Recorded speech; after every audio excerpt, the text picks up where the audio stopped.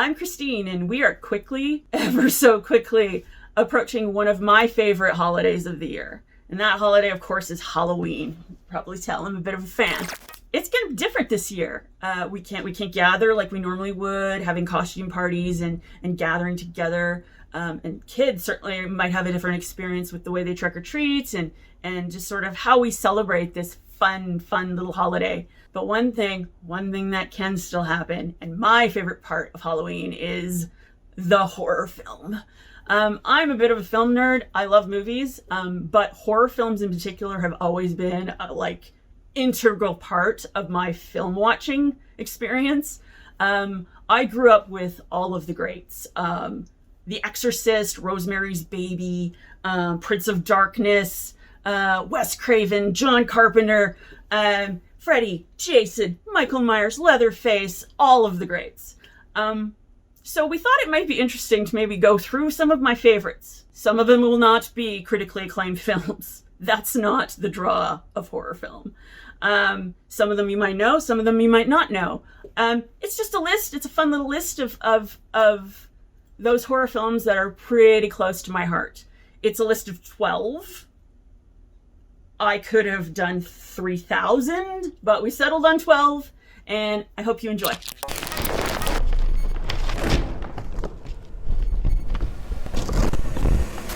Number 12 on my list. This is an independent film, a small independent film, but it's a Canadian film. We have a rich history in this country of creating wonderful horror, and we have a lot of really talented folks that have gone on to make some really great horror films. I am very proud of the fact that this list actually has 2 Canadian films in it, and this is the first one. It was written and directed by a gentleman named John Fawcett, local Canadian lad, actually grew up in and around Calgary, who went on to direct and create one of the best television series, in my opinion, ever made, and that was Orphan Black. But early in his career, he did this film, and this film is 2000's Ginger Snaps. Ginger Snaps, it's a bit of an allegory about the transition from a childhood to adulthood. So it's a little bit on the nose, but that's one of the good things about horror film. And it's about 2 sisters, and they're outsiders, and it's about their transition from, childhood to adulthood and what that's like for them. Except it's kind of wrapped in this gruesome and gory and hairy little werewolf bow. Yeah, it's a werewolf story. You can't have a list like this and not have a werewolf story in it. Yeah, it's one of the sisters gets bitten by a werewolf and hijinks ensue and a few deaths. It's got a lot of the Canadian film sensibilities about it. It's beautifully shot, and it's gory, and it's fun, and it's kind of more of a true representation of what would happen for a teenager if they got bit by a werewolf. No, they would not go and do basketball like Michael J. Fox did. They just wouldn't. They wouldn't. Not realistic. Because werewolf films are realistic. But anyway, my number 12 pick is certainly Ginger Snap. If you like werewolves, if you like coming-of-age stories, go out and watch Ginger Snap.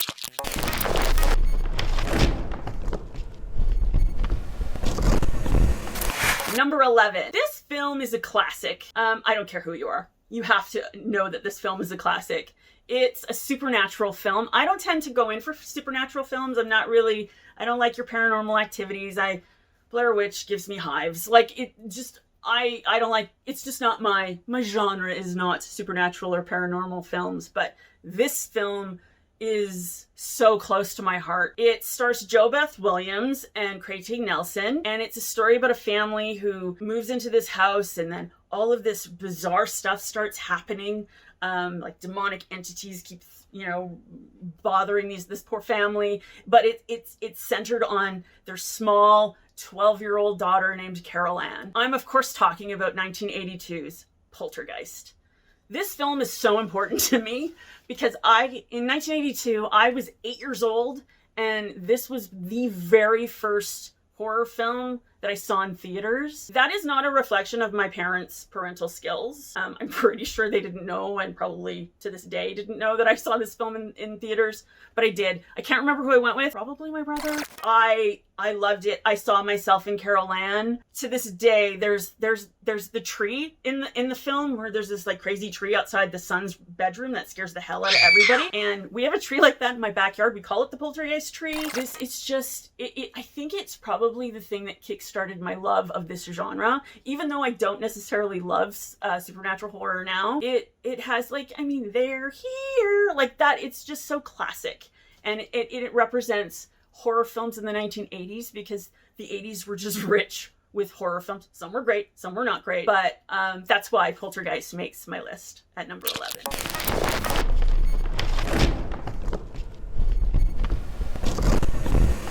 Number 10. Number 10 comes to us from the UK. It came out in 2008, was directed by a gentleman named James Watkins, and it's called Eden Lake.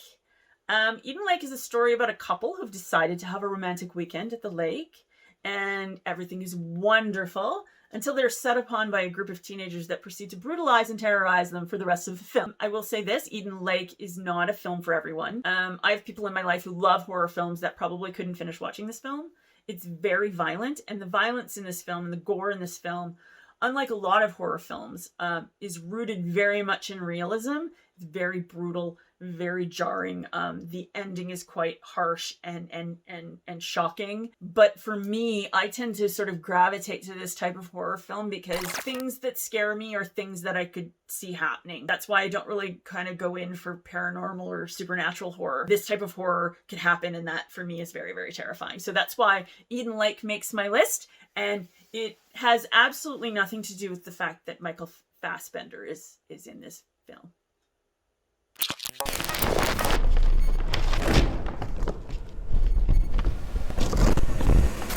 Number 9. Okay, I think there is a written rule somewhere that you can't do these horror lists without including at least one anthology. So my entry as an anthology is 1982's Creepshow. Creepshow, I feel like it might actually be the perfect horror film. It's 5 stories, very different stories, ranging from a Father's Day tale to an awful thing about bugs to a meteorite that's plant-based that turns people into plant meteorite people. And what about, if you get caught cheating, what happens to you? The screenplay was written by Stephen King. The movie is directed by George Romero. Ted Danson is in it. So, I feel like it's very, very close to perfection. Out of the 5 stories, they're all great. The meteorite story, I think it's called The Lonesome Death of Geordie Verrill. Stephen King is the main character. I mean, he should keep writing. He's wonderful. Keep writing, Stephen. But my favorite is called The Crate. It's all about this creature that's in this crate that kills people. You never know what's in the crate. And you know it has teeth, but you never really know what's in the crate. That and the bug one. The bug one's awful. Ooh, Creepshow. Great movie, though.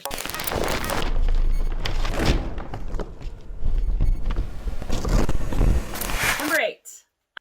It came out in 1985. It's a bit of a B movie. It's called The Stuff. It's about killer yogurt. Killer yogurt from the bowels of the earth. It's perfect.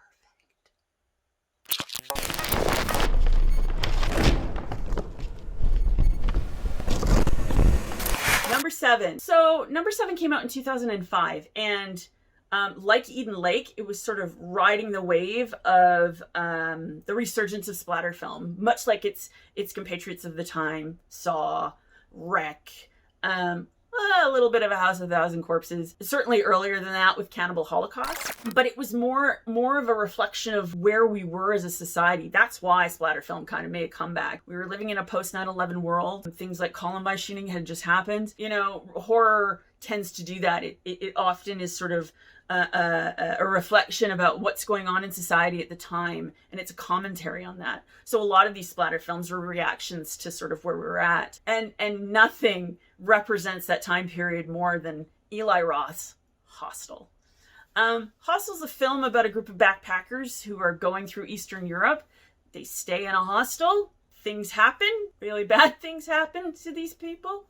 It's awful. It's a violent film. It's a splatter film. That's it's on the tin. But compared to something like Eden Lake, over-the-top violence. It's ridiculous violence. It's gross. Very gross. There's this thing with the dude's Achilles tendon. No one should see that. It's terrible. But you can't stop watching it. It's terrible, though. Eli, sweetie, what's wrong with you? It's great though.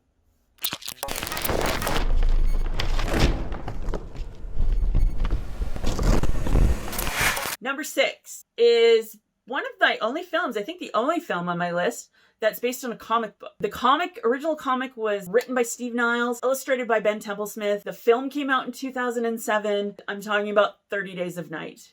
30 Days of Night was a long-running comic book series about vampires. So finally, we got vampires on my list. The film takes place in Barrow, Alaska. Barrow, Alaska, in the dead of winter, is plunged into 30 days of darkness, which, like, if you're a vampire, it's a pretty good freaking deal, man.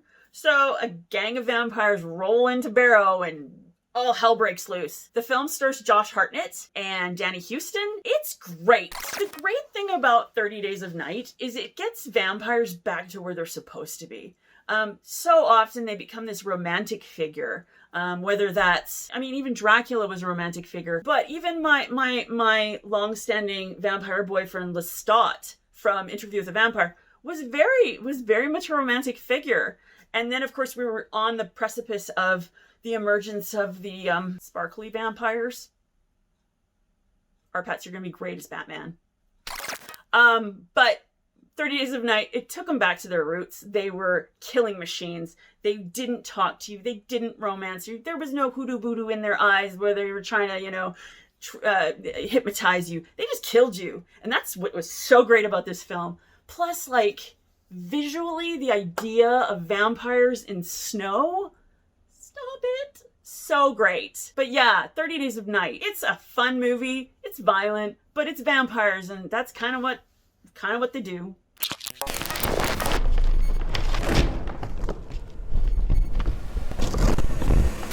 Number 5. So I think there's a rule that if you have a horror list, this film has to be on that list. Of course, I'm talking about Night of the Living Dead, the original Night of the Living Dead.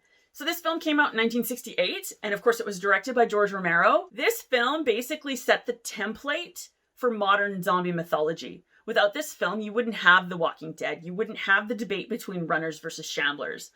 You wouldn't have a film like 28 Days Later or Zombieland or Shaun of the Dead or quite possibly one of the greatest video games ever made, The Last of Us. You wouldn't have the novel, one of my favorite novels, World War Z by Max Brooks. You don't talk about that film. It doesn't exist.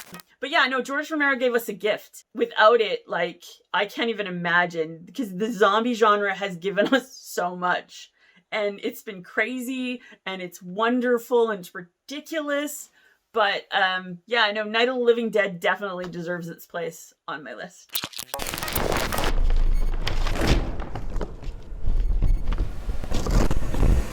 Number 4. Okay, so number 4 is probably more comedy than horror. I admit that. But it has a lot of elements that are related to horror. There's vampires in it, werewolves, there's a zombie or two, there's some violence, there's some blood spewage. There's a lot of horror elements to this film. It comes to us from New Zealand, which is a place very close to my heart. It came out in 2014, and it's What We Do in the Shadows. So What We Do in the Shadows is it's actually based on a short film that starred, directed, and was written by Taika Waititi and Jermaine Clement. And it follows, it's sort of mockumentary style. A bunch of documentarians are following around 4 vampires who share a flat. They rent it in the middle of New Zealand, in Wellington, New Zealand. It kind of just follows them around as they sort of adjust to modern life in New Zealand.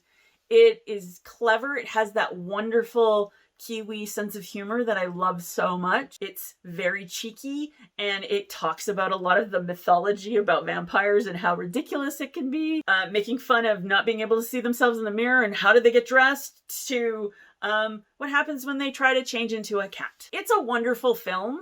It's an underrated film, but not so underrated that it didn't spawn not 1, but 2 television series. There is a series that is on TV right now called What We Do in the Shadows. It's an American sort of version that Jermaine and Taika are part of. They produce it. But there was also a sort of homegrown New Zealand series called Wellington Paranormal. That's a short little half-an-hour comedy series that I don't think has made its way over here yet, but it's definitely down in New Zealand. So if you're not looking for some sort of hardcore Eden Lake My recommendation would definitely be What We Do in the Shadows. If nothing else, you'll laugh.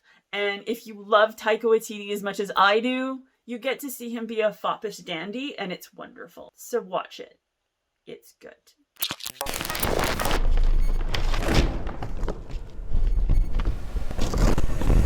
Number 3, final stretch. Number 3 on my list it's the second of the Canadian horror films. It came out in 2008.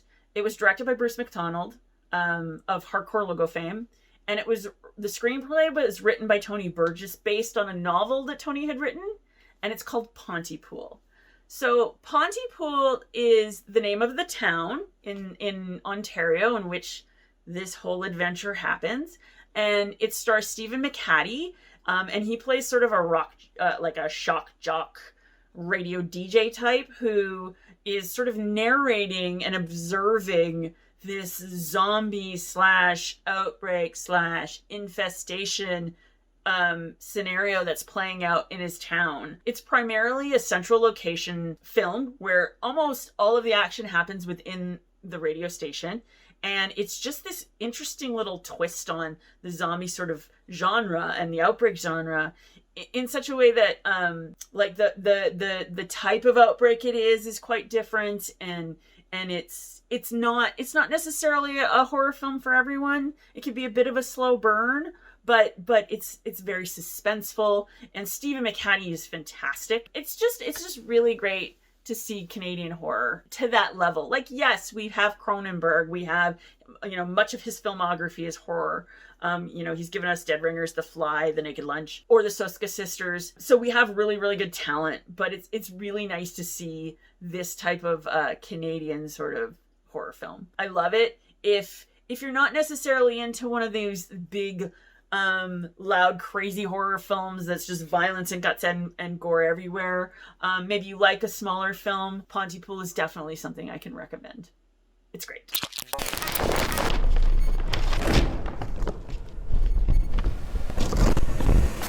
Number 2. So number 2 came out in 1987. It was based on a short novella called Hellbound Heart. It was written and directed by Clive Barker. And of course, I'm talking about Hellraiser. So Hellraiser for me is like, we all have in the horror fans always have their favorite icon. Whether that's Dracula with Bela Lugosi, or it's Frankenstein's monster, or it's Freddy Krueger or Jason Voorhees. You always kind of know who your guy is. And my guy's Pinhead. Pinhead just has a great visual. Like, he's got that bald head with all the pins in it, and it's just, I don't know, I really like it. And then I kind of like the idea that really at its core, what Hellraiser is about, it's kind of about 4 demons who are just doing their jobs. So you have a bunch of people who have escaped hell, and the Cenobites, who Pinhead is the leader of, their job is to go and coerce and request that these people, these souls that have fled hell, come back. Because typically these are not great humans. They're very naughty, and they need to come back to hell. Now, admittedly, some of the methods in which the Cenobites use to request that people return to hell, maybe not great. One of them is essentially a Rubik's Cube from hell, literally from hell, that the person will play with. Sometimes you get pleasures of the flesh. Sometimes you get hooks and chains in your skin and you get flayed. It's kind of a crapshoot. But, and that's a method in which they use. But essentially they're just doing their job, trying to maintain the status quo with people in hell. That's all. Sure, the occasional girl gets involved and they may try to bring her to hell. That sometimes happens. But essentially, yeah, it's just some people trying to do their jobs, man. But really, I mean, Pinhead is iconic, and that's why I enjoy him. But a lot of it also stems from the fact that my genre of choice for horror is body horror. I really like medical horror. That's probably why I like Hostel and that type of thing. Because anything that can happen to a human body can probably happen to a human body, and that's terrifying. So flaying and a lot of the stuff that happens in Hellraiser is terrifying. So, and Hellraiser's just been in my life a very, very long time. So that's why it's number 2, and will always be in my heart. Pinhead is wonderful. I'm looking forward. HBO has just greenlit a series based on the Hellraiser universe. Looking forward to that. But if you're kind of interested in sort of schlocky, maybe it didn't age well, a horror film that's violent but like sort of has like a message and a moral, Hellraiser's for you for sure.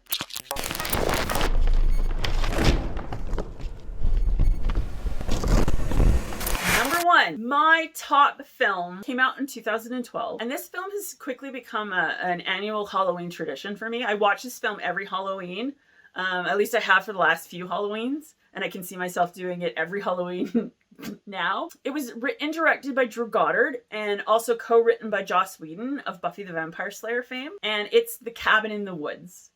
So, The Cabin in the Woods, the reason I love this film so much isn't necessarily that it's got a solid storyline or it's so violent or it's spooky or any of those things, but it's because it's all of those things. It's a love letter to the horror genre. It talks about all of those wonderful subgenres that we love, whether that's a slasher film or kids going to a cabin like The Evil Dead, or if it's vampires or zombies. Like it's everything's represented because this is a genre that is so vast that you can have, literally hundreds of different types of subgenres. But it also addresses all the things that drive us crazy about horror films. Whether that's the last girl analogy, or if it's, the virgin will always get to the end, or, if you have sex, well, you're done. Stereotypes, the jock, the nerd, the bimbo, the, stoner. So it like addresses all of that stuff that just wants you to, sometimes when you watch these films that you just want to tear your hair out.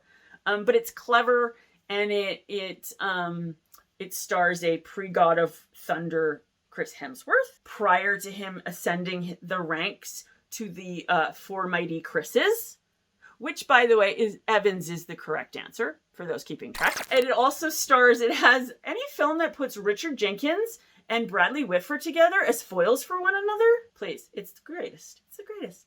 And it also may or may not have one of my girl crushes of all time in it, a cameo by Sigourney Weaver. Like, come on. Cabin in the Woods is just, it's a fun film. It may not be the scariest film. It may not be the most violent film.